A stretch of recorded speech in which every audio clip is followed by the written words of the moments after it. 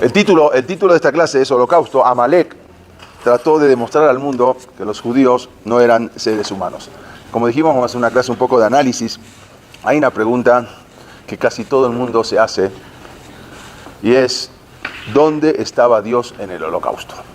Eso todo el mundo se lo habrá preguntado. Si no lo habrá dicho, por lo menos lo habrá pensado en algún momento. Y más la gente que lo vivió o la gente que tiene parientes que lo vivieron. Entonces eso es una pregunta que vamos a tratar de empezar a ahondar un poco el tema. Quizás no en esta clase lo vamos a acabar. Está escrito en la Gemara Megilá, como pueden ver acá. Dice lo que está subrayado en amarillo. Veamos Rabbi Ishaq. Esto es una Gemara, es un Talmud que fue escrito aproximadamente en el año 400, se terminó de escribir en el año 499 de la era común. Quiere decir que estamos hablando hace más de 1500 años. Y está escrito, Veama Rabbi Ishaq, dijo Rabbi Ishaq, Mai dichtiv, ¿qué es lo que está escrito? Altitem, hay algo que está escrito en el Naví. Altitem, algo que pidió Jacob Avinu. Le pidió en un rezo a Dios. Jacob Avinu hace 3500 años. Altitem Hashem ma'abayer rasha. No dejes, Dios, que se cumplan los deseos del perverso. Así pidió Jacob Avinu hace 3500 años. Zemamó al tafek. Su bozal no le quites. Y Arumusela, para que él se pueda engrandecer. O sea, no quites el bozal. Amar Jacob, dijo Jacob delante de Dios, Ribono shel olam, Dios Todopoderoso, Al titen le Esav rasha, ta'abat libo, no le des a Esav, el malvado, el deseo, no le des que se cumplan el deseo de su corazón. Zemamó al tafek, su bozal, no le quites. ¿Qué es eso? Dice la Gemara, sigue, Zo Germania shel Edom, eso se refiere a Germania de Edom, Shein Malehem Yotzim, que si no fuera que ellos salen al mundo, Mahribim Kola Olankulo, pueden llegar a destruir todo el mundo. Esto está escrito, hay un error de texto, es Germania, no Germania, pero imagínense, después de 1500 años, no había imprenta en ese momento, y se fue transcribiendo, y en muchos lugares hay errores de imprenta, que a veces se ponen una mem, pero dice el Gaón de Vilna que se refiere a Germania, Edom, no Germania, sino Germania, así se llamaba Germania de Edom. No existía el pueblo de Germania, nada, y ni siquiera en la época todavía de la Gemara, que cuando se escribió hace 1500 años todavía no existía. Ahora, vamos a analizar un poco. Dice que no dejes, dijo que pidió Jacob Avinu hace 3500 años, le pidió a Kosh que no dejes a Germania shel Edom, porque si ellos salen pueden llegar a destruir el mundo. La pregunta es, ¿acaso no había otros pueblos en el momento que se escribió el Talmud para adjudicarse esas características tan claras y tan exactas? O sea, para decir que que lo que dijo Jacob Avinu se refiere a Germania. ¿Cómo puede ser que palabras tan proféticas del Talmud, que vemos con nuestros ojos, que dice que si este pueblo sale, si a este pueblo le quitan el bozal, puede destruir el mundo entero? Ahora, ¿por qué el Talmud no escribió eso mismo con respecto a los persas? ¿Por qué el Talmud no escribió eso mismo con respecto a los griegos? O con respecto a los romanos, que eran de los más reshaim, destruyeron el Bet Hamikdash, o con respecto a los babilonios que destruyeron? No dice, no dejes que los babilonios, no le quites el bozal porque pueden destruir el mundo. No habló de eso. No dejes que los persas, no dejes que los romanos que destruyeron el segundo templo, el segundo Bet Hamikdash. Sin embargo, Jacob Avinu no dice, no dejes que los romanos puedan destruir el mundo, no le quites el bozal. Nunca. Solamente se especificó a otro pueblo, un pueblo que ni siquiera existía en ese momento. Entonces, la Gemara, el Talmud, hace 1500 años, da con nombre y apellido designando al pueblo, el pueblo que iba a ser protagonista y el pueblo que fue el que protagonizó el temor, el que infundó el temor de Jacob Avinu. Porque Jacob vino, ya estaba pidiendo y rezando que no dejes que en un futuro, no le quites el bozal a este pueblo en un futuro. Y estamos hablando que Jacob vino hace 3.500 años, casi cuando se formó el pueblo de Israel. De ahí salió todo el pueblo de Israel. Pero todavía todo esto no nos da una respuesta, pero sí nos da un pequeño alivio. ¿Por qué un pequeño alivio? ¿Cuál es el alivio? El alivio, ¿sí?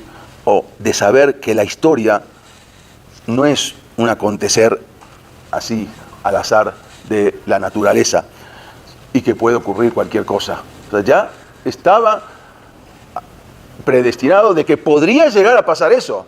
Podría llegar. Entonces Jacob vino, ya está rezando de que no quiten el bozal a ese pueblo. Amalek, como dijimos, ese es el título de la clase de los alemanes, trató de demostrar al mundo que los judíos no eran seres humanos. En los campos de concentración, Amalek trató de demostrar que nosotros éramos lo que ellos creían que éramos. Por ejemplo, en algunos lugares se les había prohibido a los judíos incluso caminar en dos piernas. En muchos lugares, en campos de concentración, les prohibieron a los judíos caminar en dos piernas. Los judíos tenían que caminar en cuatro patas, porque decían que ese era el estado natural del judío. Los soldados nazis les tiraban, por ejemplo, la comida se la tiraban al piso, y de ahí tenían que comerla, así como los animales. Las necesidades las tenían que hacer directamente sobre el cuerpo, como lo hacen los animales.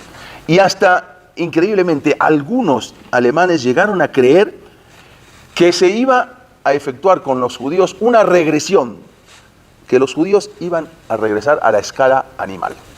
Eso era lo que pensaban los nazis en algunos lugares, de que los judíos iban a regresar a su escala animal, que era su escala natural.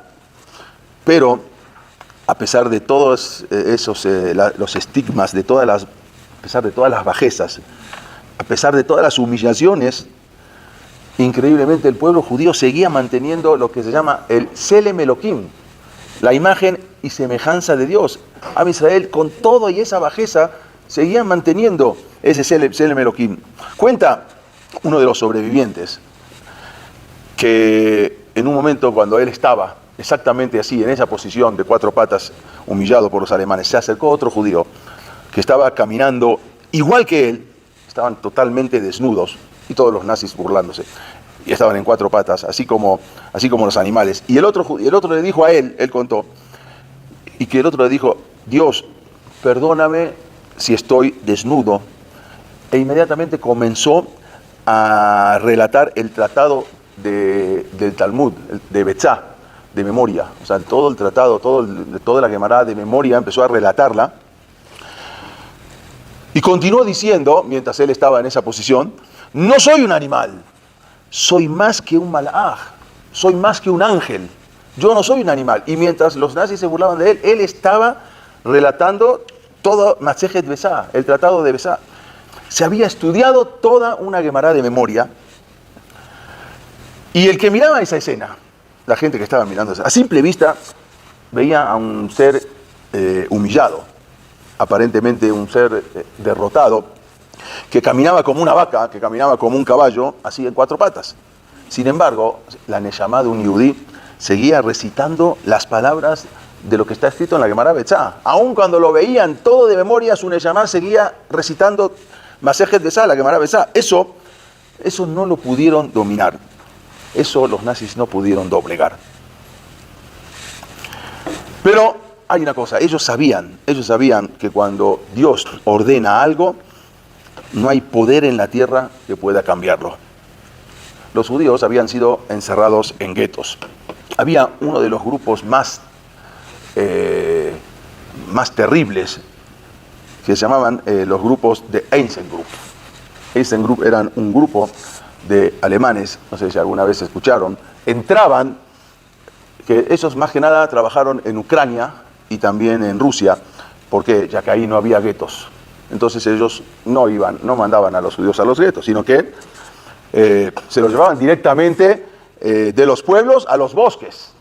y ahí mismo los fusilaban frente a una fosa que ellos mismos cavaban. O por ejemplo, eran metidos en camiones. Al principio todavía no se había inventado, no habían creado lo del ciclón B para matar en las cámaras de gas. Entonces eran metidos en camiones de la Cruz Roja para que parezcan camiones como si fueran de salud, que estaban herméticamente cerrados y que tenían el tubo del escape que hacia adentro del camión y que con ese, para que con el monóxido de carbono entonces fuera absorbido por los judíos. Después vino Himmler y dijo que eso ya no le gustaba, ese sistema. ¿Por qué? Porque vio que los cuerpos aparecían mutilados, arañaban las paredes, ya no le gustaba ese sistema. Entonces comenzó a usar otro sistema que era el sistema del ciclón B. Por ejemplo, en esta foto, que fueran de los EissenGruppe, ¿cuántas personas ven aquí?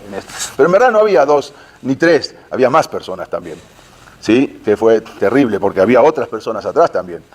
Era algo terrible. Esta fue una de las peores fotos del Holocausto, de las más terribles de la crueldad, del sadismo del Holocausto.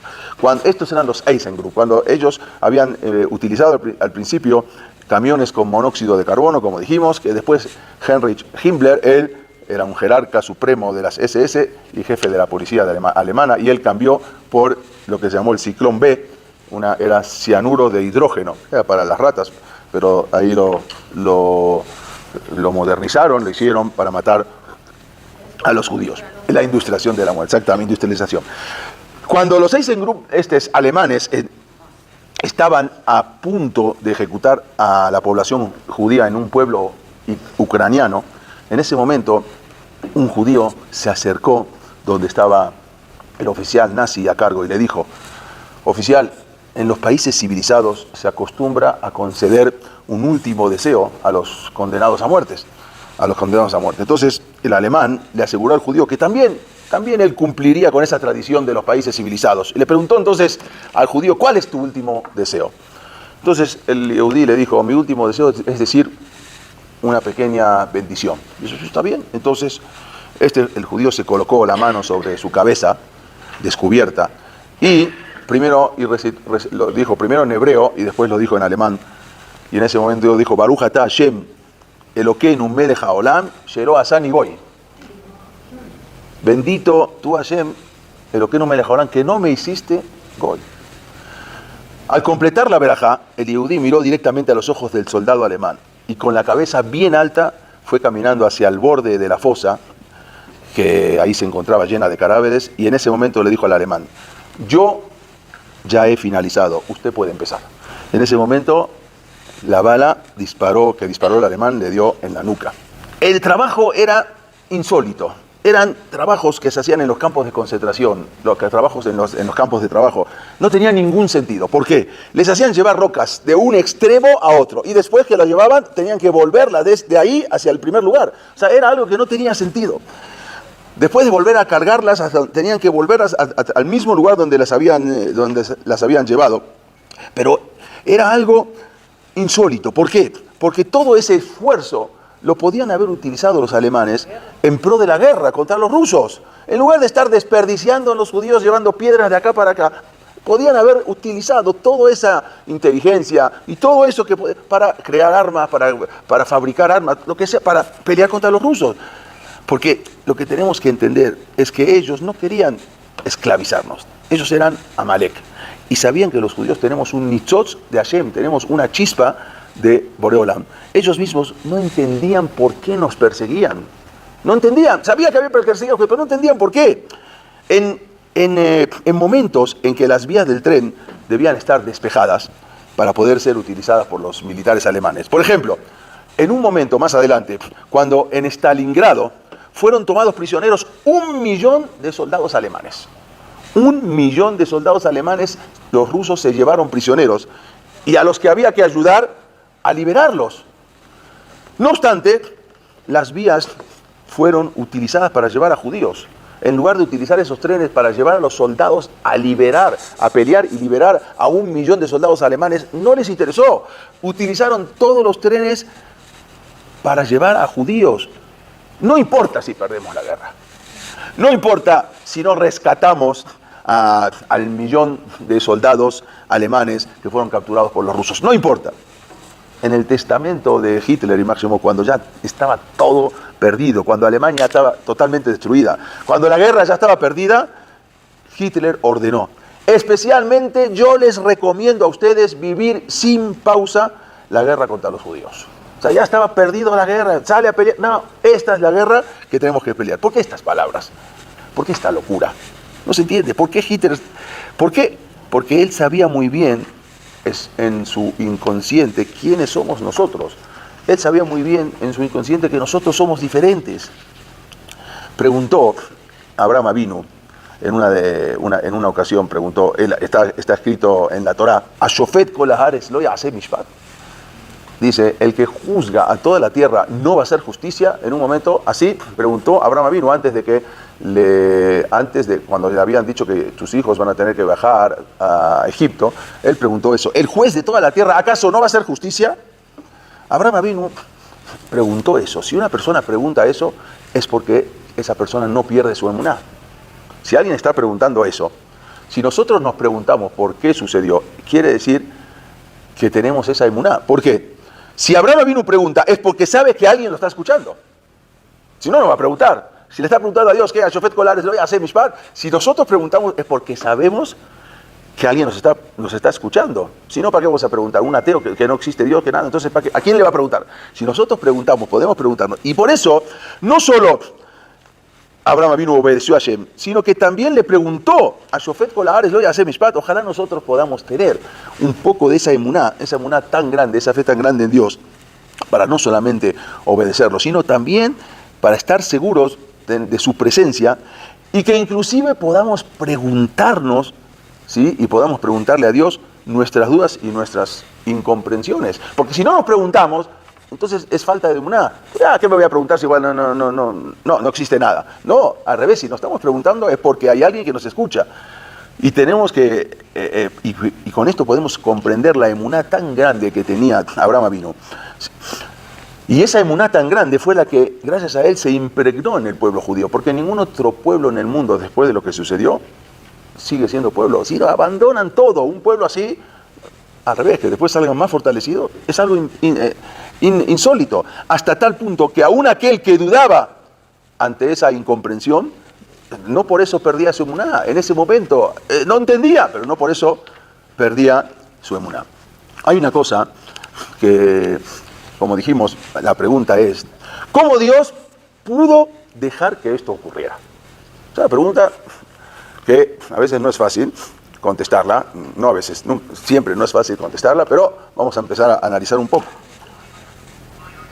Algunos quieren responder con lo que dijeron nuestros sabios: Akol min hashamayim, hus min hashamayim. Todo está en manos del cielo, excepto el temor al cielo. O sea, todo lo que uno hace está del cielo, menos el poder elegir entre el bien y el mal, el irat shamayim. Dios, sabemos, todopoderoso, pero tanto hay que entender una cosa. Hay una cosa que se llama Bejirá Hofshi. ¿Qué es Bejirá Hofshi? El libre albedrío. ¿Qué es libre albedrío? Porque siempre decimos libre albedrío, libre albedrío. ¿Qué es realmente el libre albedrío? Tanto un judío como un no judío tienen libre albedrío. No solamente el judío, todo el mundo tiene libre albedrío.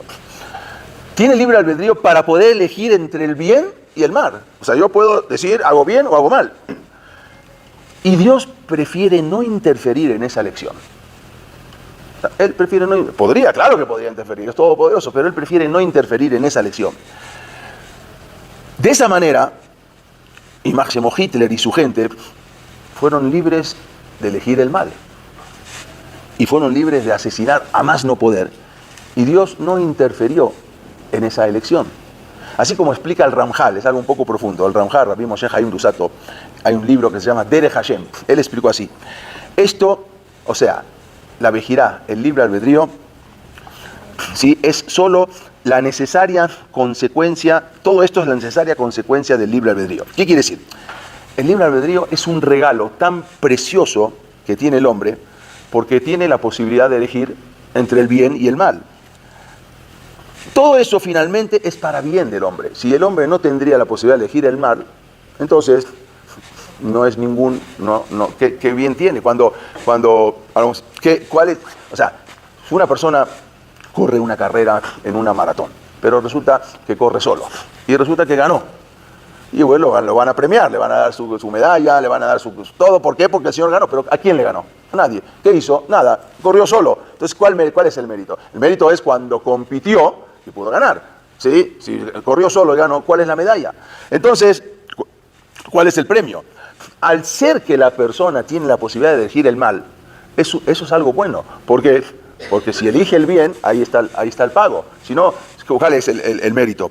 Para que el libre albedrío tenga efecto, es obvio que el mal debe tener la posibilidad de existir. Si no, no hay libre albedrío, ¿no? Hay que analizar esto. Si cada vez que alguien decide hacer el mal, viene Dios e interfiere, entonces no habría una dirección moral. Si cada vez que uno va a hacer el mal viene Dios y lo castiga, entonces, ¿dónde está el libre albedrío? Si alguien, por ejemplo, les voy a explicar algo mejor. Si alguien, por ejemplo, viene y come cerdo, y en el momento que termina de comer el cerdo, viene un rayo y le parte la cabeza y lo mata.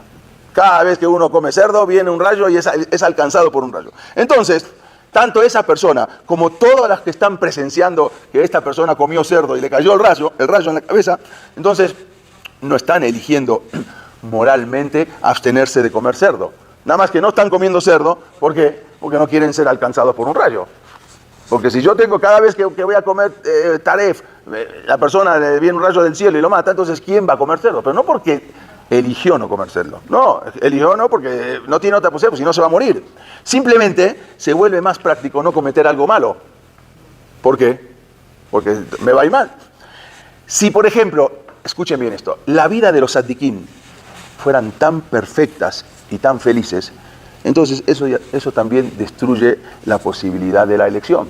Si todos los que son jajamim tzadikim están felices y están ricos y son millonarios, entonces ya no hay elección. Al revés, yo veo que los tzadikim y los jajamim son los más fregados, como se dicen, y a los que más le va, entonces ahí ya yo escojo. ¿Qué hago? Pero si a todos los tzadikim, a todos los sabios y a todos los íntegros le va muy bien, entonces ya no hay, se destruye esa posibilidad de la elección. Anularía todo ese libre albedrío. Imaginémonos que todos los tzadikim fueron ricos. Entonces, esto ya no es una elección, porque yo quiero ser rico, entonces me hago tzadik. Entonces no porque quiero ser tzadik. Un mundo donde un ser humano puede transformarse en un Moshe, ¿sí? En un tzadik, un mundo donde un ser humano tiene la posibilidad de transformarse en un tzadik, en un Moshe, también permite la posibilidad que una persona se pueda transformar en un Hitler. Porque me tienes que dar las dos posibilidades. Si un ser humano se puede transformar en un Moshe, también tiene que saber tiene que estar la posibilidad de transformarse en un Hitler máximo. Ese es el sentido de la vida. El sentido de la vida es la capacidad de elegir.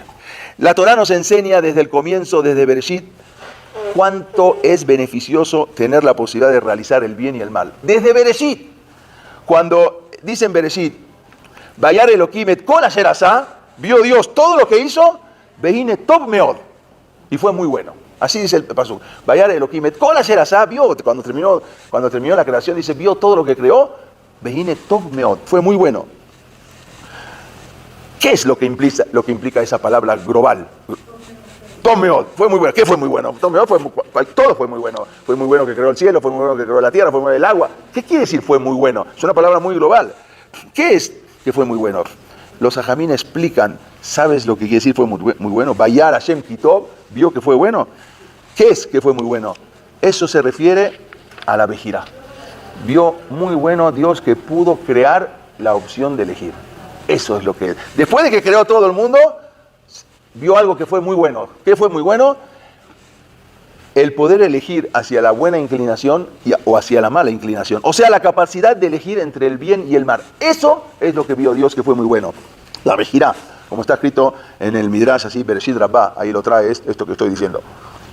En otras palabras, y escuchen bien esto, el mal posibilita que exista la libre determinación. Por lo tanto, el mal ayuda a servir a la causa del bien.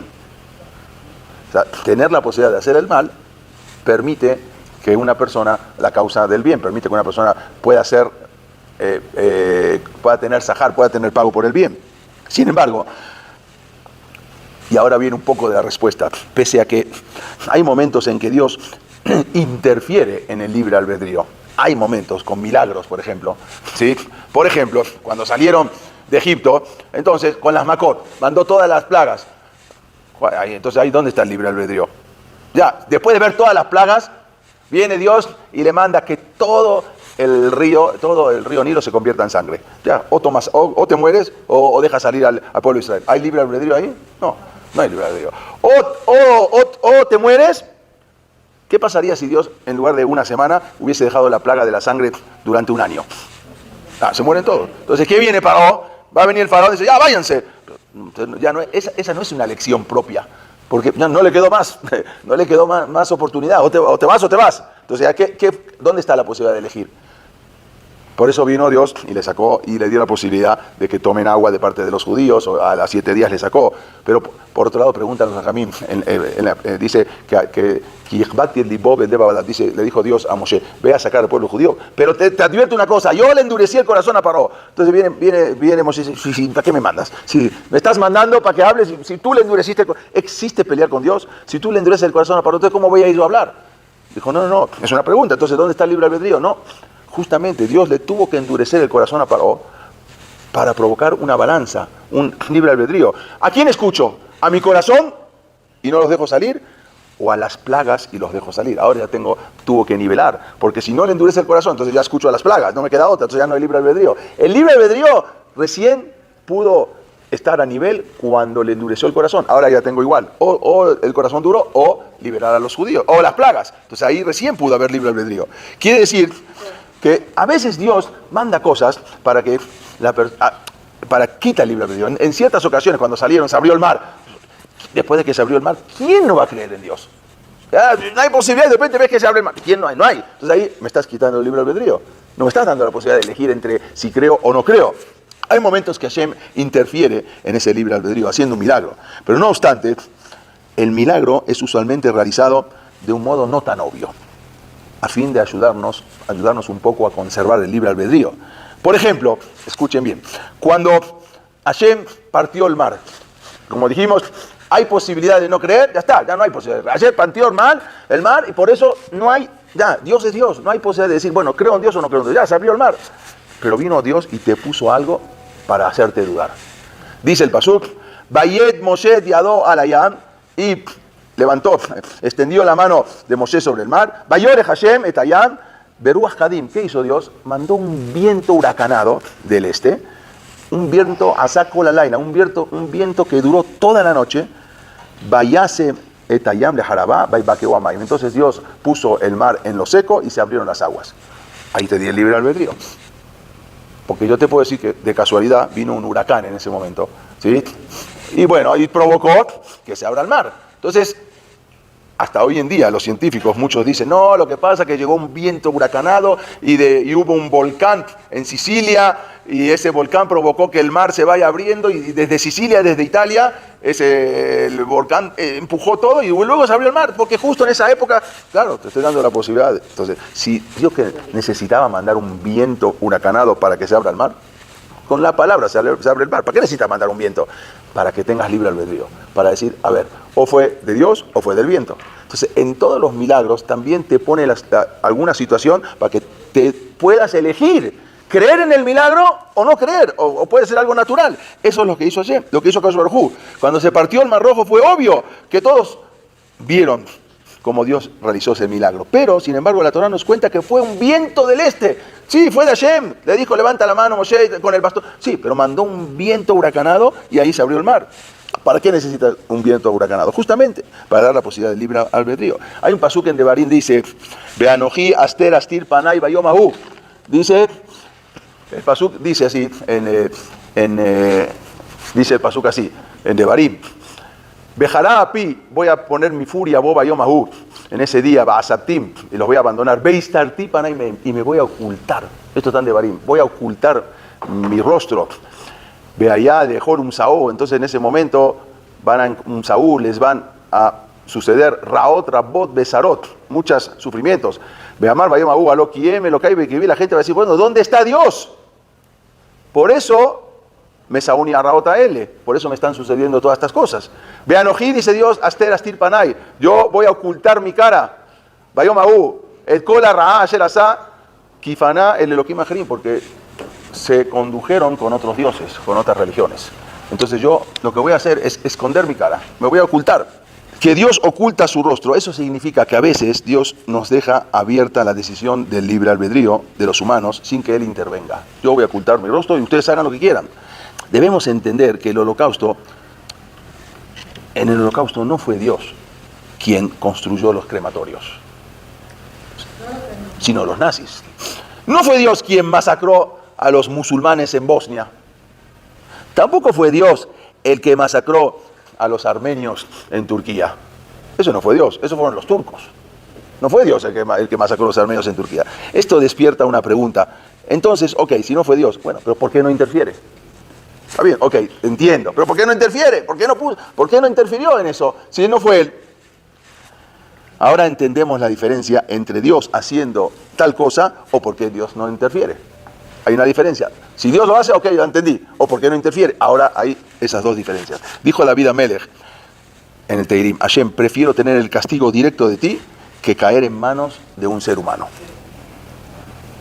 Prefiero el castigo directo tuyo porque caer en manos de un ser humano sin que Dios intervenga puede resultar muy peligroso. Cuando los hermanos de Yosef lo querían matar, entonces vino, entre todos propusieron matarlo.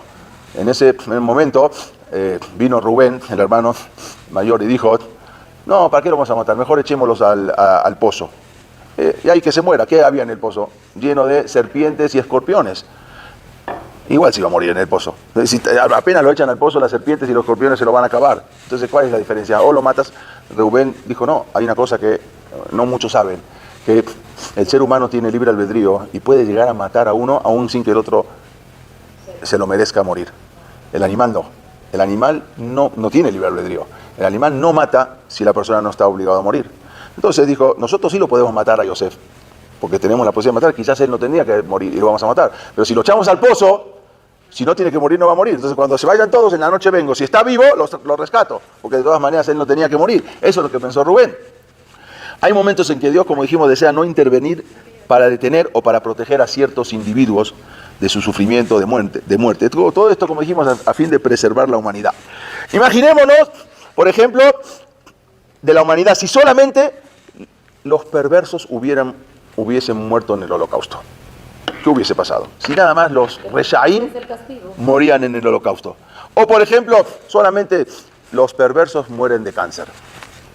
O, por ejemplo, de accidentes automovilísticos. No quedaría ninguna persona malvada en el planeta. Entonces, ¿dónde está el libre albedrío? Si solamente mueren los malos. Si Berminan solamente les agarra la majalá a los malos. Entonces, no habría ese libre albedrío. Por lo tanto, hay ocasiones en que Dios, por razones solo conocidas por Él, no interfiere en el libre albedrío del individuo. Ni incluso con el libre albedrío de una nación entera. No solamente de una persona. En pro de un bien mayor, que es preservar la determinación de la humanidad. Como dijimos, es un regalo que Dios nos dio a nosotros el poder elegir. Aunque en verdad, y ahora voy un poco a lo que alguien preguntó, aunque pareciera que esto es totalmente refutable, ya que en ningún lado dice que el libre albedrío incluye la libertad de una persona de matar a un inocente sin provocar el interés divino. O sea, no es que dice que no dice que Dios no interviene en nada. En el Zohar, por ejemplo, hay un Zohar, escuchen, el Kabbalah, en la Parashá Vayeshet, en la página 185, escribe que debido a la capacidad humana de elegir, es mejor caer en un pozo lleno de serpientes y escorpiones que caer en manos del enemigo. Así escribe el Zohar. ¿Por qué? Ya que la suerte de un malvado, por el milagro de las serpientes y los escorpiones, es más grande que la suerte de ser asesinado por un hombre. Como lo dijimos lo de Jacob. Por otro lado, es claro que los hombres no son libres completamente de asesinar a alguien sin que eso sea registrado en el cielo. Entonces, hay un poco de esto, de entender qué está pasando. El estudio, y escuchen bien esto, hay un estudio, y ahora vamos a ver si intervino o Dios en el holocausto, y esa era la pregunta. El que estudia a fondo, me imagino que más de alguna de ustedes ya habrá estudiado un poco en alguna ocasión el tema del Holocausto. ¿No, Karen? Me imagino que estudiaron o no. ¿Sí, Jan? ¿Alguna vez? Muy bien. ¿Alguna vez se preguntaron ustedes? En toda la historia del Holocausto se puede ver con claridad que no se trató de un simple ocultamiento de Dios, ni de una simple cadena de acontecimientos naturales. Al contrario, en cada etapa del Holocausto uno va sintiendo de forma palpable la mano de Dios dando golpes. El ascenso de Hitler y Máximo Zichron, cuando él ascendió al poder, es algo que históricamente hasta hoy en día no se puede comprender. Los historiadores aún lo consideran un misterio. ¿Cómo puede ser? ¿Cómo puede ser que una persona con falta de habilidad y una persona desesperadamente pobre, incluso mentalmente inestable, y no era capaz para cualquier tipo de empleo, o sea, en donde se empleaba lo sacaban, porque no estaba mentalmente, era una persona inestable, un hombre que vivió en los márgenes de la sociedad, un hombre que buscaba comida en los restos de basura, y de repente pasó a dominar media civilización. ¿Cómo puede ser? ¿Cómo puede ser? Un hombre de esas características, ¿cómo es posible que después de estar encarcelado, él y sus cómplices, luego de un fallido intento de golpe de Estado, lo detuvieron, lo encarcelaron, ¿cómo puede decir que después de eso logró ganar por mayoría las elecciones? O sea, de la cárcel saltó al trono. ¿Cómo puede ser? Una persona totalmente ilógico. ¿Cómo es posible, de manera natural, que un grupo de hombres absolutamente incapacitados, los que estaban con él, sin ninguna preparación para el liderazgo, algunos eran simples policías de calle, esos que trabajaron con él, eran simples policías de calle que se los trajeron a trabajar, todos ellos eran completamente desconocidos, de pronto se convirtieron tan capaces de gobernar, y gobernar países enteros? ¿Cómo puede ser? Sin embargo, eso fue lo que ocurrió en este caso. Durante décadas, toda esta gente, secuaces de Hitler, habían sido personas vulgares, borrachos, personas, hombres de la calle, empleados de trabajos insignificantes. Y de pronto se transformaron todos en líderes que se distinguieron por su capacidad de hacer el mal. ¿Cómo puede ser? Por otro lado, no se entiende el odio fanático de los nazis contra los judíos. No hay manera de explicarlo de forma racional. No existe. Es verdad que siempre hubo antisemitismo, siempre hubo enemigos de los judíos, pero no en forma tan extrema. En la época de Amán, quizás, pero tampoco de una forma tan extrema.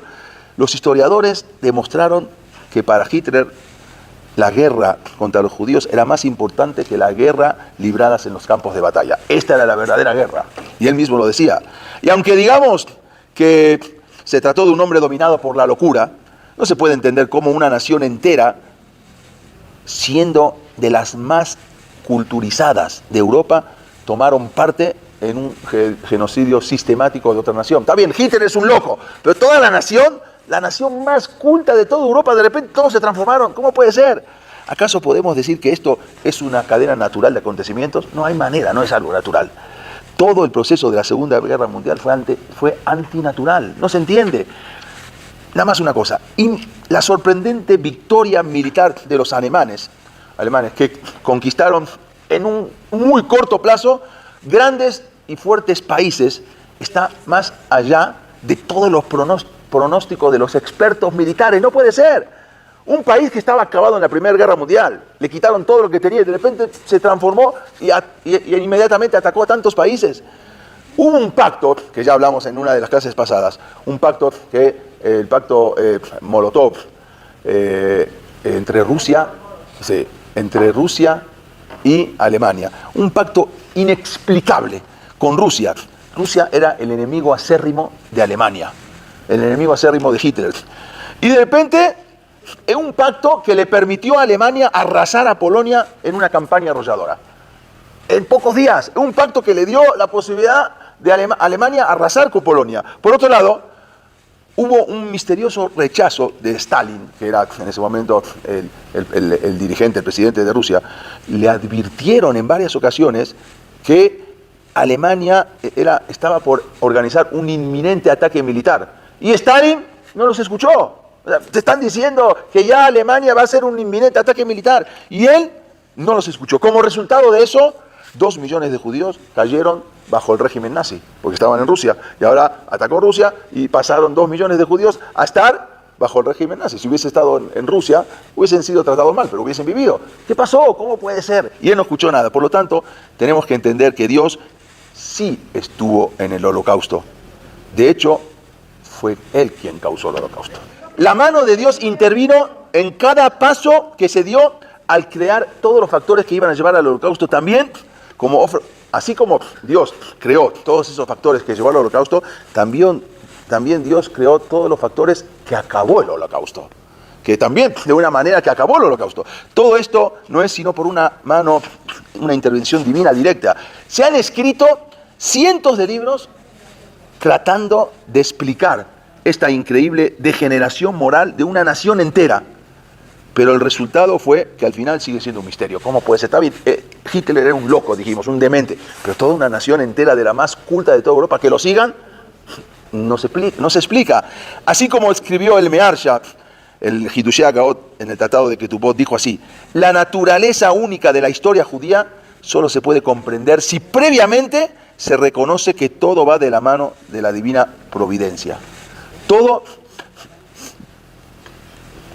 Dios, como dijimos, Él es todopoderoso y Él es el único que puede decir lo que sí y lo que no. Y con esto ya voy a acabar, aunque como dijimos, la mayoría de los gentiles en Europa no manifestaron ningún interés en el destino de sus conciudadanos judíos.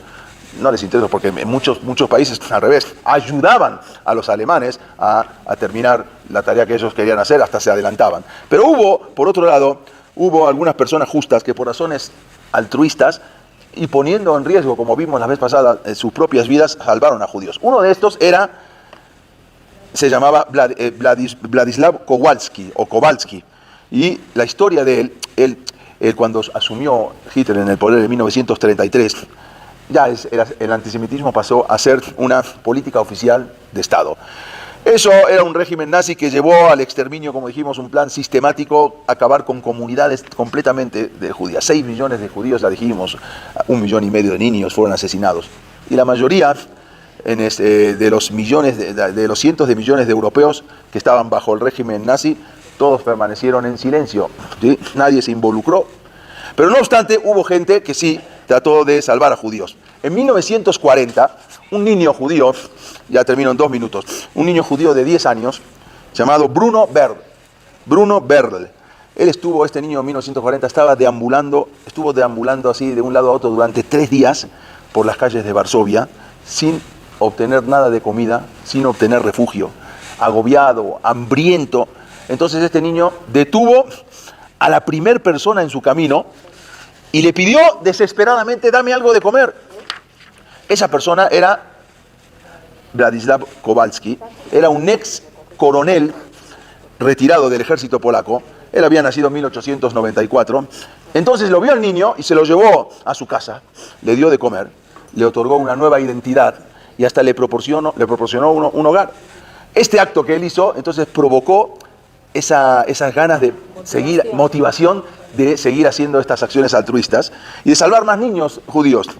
Entonces, ¿quién era este Kowalski? Él era el representante de la compañía Philips, una compañía holandesa con que la Alemania tenía tratados comerciales. Entonces, él contaba con la total libertad de movimiento en Varsovia e incluso en el gueto judío. Entonces, aprovechando toda esa total libertad que él tenía, él sobornó a unos guardias polacos del gueto de Varsovia para que le pasaban de contrabando a niños judíos y ahí se los podía él llevar a un lugar seguro. Después de esto hizo lo mismo con unas familias judías, no solamente niños, también ahora pagó para que les... No era judío. Más tarde metió en su casa, se ocultó en su casa de Varsovia a 12 judíos y construyó para ellos un refugio subterráneo. Ahí siguió con todas esas acciones y más adelante ocultó a 49 judíos y él se ocultó con ellos en ese lugar subterráneo y en un sótano de un edificio que estaba demolido. Pero durante el encierro le preguntaron a Kowalski, le preguntaron, ¿por qué usted arriesga su propia vida? Ya, váyase, déjenos a nosotros en el búnker. Y usted váyase para su propia seguridad. Él se negó rotundamente a abandonar y respondió, o bien sobrevivimos todos o no sobrevive nadie. Y se quedó ahí. Y así fue, él permaneció con 49 judíos durante 105 días. Permaneció oculto en el refugio subterráneo que él mismo había construido hasta que después, en 1945, ya liberaron los rusos y los americanos ya, y él pudo salir con sus 49 judíos ocultos ahí. Después de que acabó la guerra, cuando le preguntaron a Kowalski qué fue lo que lo había impulsado, entonces él respondió, no hice nada especial, ni tampoco me considero un héroe. Simplemente actué basándome en mi deber humano de encargarme de esos perseguidos que sufren. Quiero recalcar que no fui yo quien los salvó. Ellos se salvaron a sí mismos. Yo simplemente les tendí una mano para poder ayudarlos. No hice más que auxiliar a algunos judíos a sobrevivir el holocausto. No busqué ninguna recompensa por lo que hice. Eso fue todo. Si bien los gentiles merecen un enorme respeto y aprecio que ayudaron a los judíos, hay un país en particular, Polonia, en el que sus actos especialmente son dignos de alabanza, porque no hubo tantos gentiles justos que más que en ningún otro país que salvaron, también en Italia, más adelante lo vas a contar, y enfrentaron los peligros. Los alemanes habían anunciado públicamente que todo polaco que ayudara a los judíos iban a ser atrapados y iban a ser ejecutados, ellos con su familia. Además, es una situación económica muy difícil para poder mantenerlos. Es por eso que si a alguien le veían comprando comida de más, inmediatamente despertaba toda una sospecha. ¿Por qué estás comprando de más? Tienes judíos en tu casa. Entonces inmediatamente los agarraban y los vecinos los denunciaban. Dice, Kowalski dijo, cuando me paré ante Dios, él dijo así, cuando yo me pare ante Dios el día del juicio, no se me va a reclamar lo que le reclamaron a Caín. ¿Dónde estabas cuando la sangre de tu hermano clamaba ante Dios? Eso no se me va a reclamar. Él falleció después en 1958 a la edad de 64 años. En el Museo Yad Vashem hay más de 22.000 justos entre las naciones, de diferentes naciones. Aquellos que en verdad fueron reconocidos como tales, sus nombres fueron inscritos en el Museo Yad Vashem, en el jardín de los justos en el museo. Y es el máximo honor que otorga el pueblo judío a estas personas. Son de la presentación, esta gente son la representación del hombre en su forma más elevada, como un ser afectuoso, un ser compasivo. Está la posibilidad de elegir el bien y el mal, está la posibilidad de elegir ayudar o no ayudar. ¿Dónde estaba Dios? Dios estaba, de hecho, Él fue el que ocasionó el holocausto. Los motivos son ocultos a nuestro entender, pero Dios estuvo. Y vamos a ver durante todas estas clases la mano de Boreolam, la mano de Dios para bien y para mal. Cómo se fue dando, cómo fue salvando, cómo los que te tenían que salvar se salvaron, cómo si toda una yeshivá se tuvo que salvar y tuvieron que construir todo un tren insólito desde Rusia hasta Japón, algo que no tenía sentido, y murieron miles de personas construyendo eso para poder hacerlo, para que se salve. Y si una persona soñó que tenía que construir una sinagoga insólita, inmensa, y nunca se usó durante 14 años hasta que llegó la yeshivá, y después se terminó, ya esa sinagoga ya no sirvió más, se destruye, se acabó, nada más era para eso. Entonces, todo eso vemos la mano de Dios para bien y para mal, cómo se fue generando todo lo del holocausto.